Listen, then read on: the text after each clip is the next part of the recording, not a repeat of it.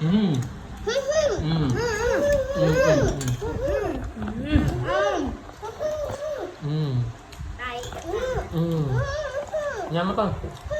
Thì đặt sang cái sợi tre mấy cái lực ai mấy ngày mấy bánh rồi Tôi chọn cái này thôi chứ. tôi sẽ lo mà Gì thà do tôi sát. anh chưa tới thao trong trong tay cho lấy thật Trông đã lên được rõ con.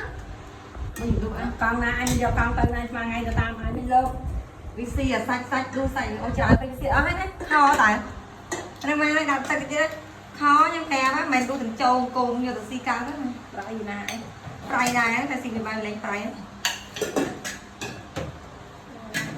mà anh mà họ bay không một Rồi lên.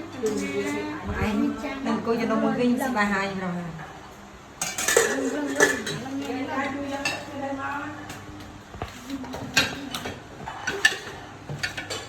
giờ đẹp xì bài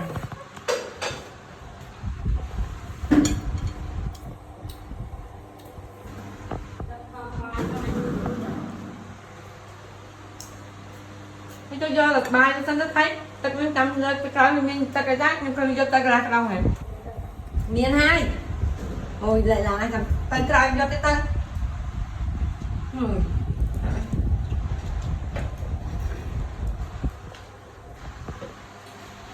Rồi lên. Rồi lên. Đi cha mắt rồi lên. Nhắm mày, tôi nhắm mày. Tôi nhắm mày cần. Không lên găng. Nhắm mày. này mình vừa đi đã cho ăn có đây anh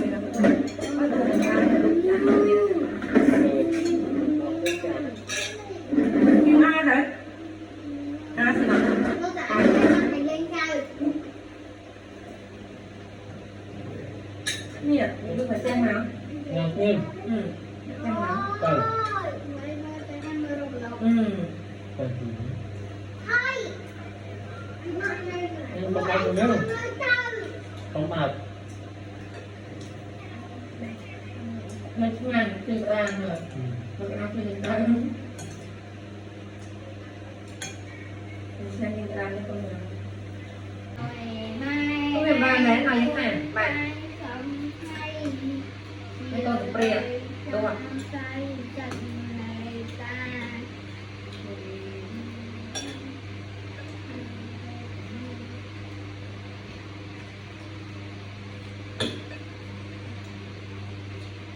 Nhắm con. Nhắm. Nhắm bắt được gì mà. Bắt.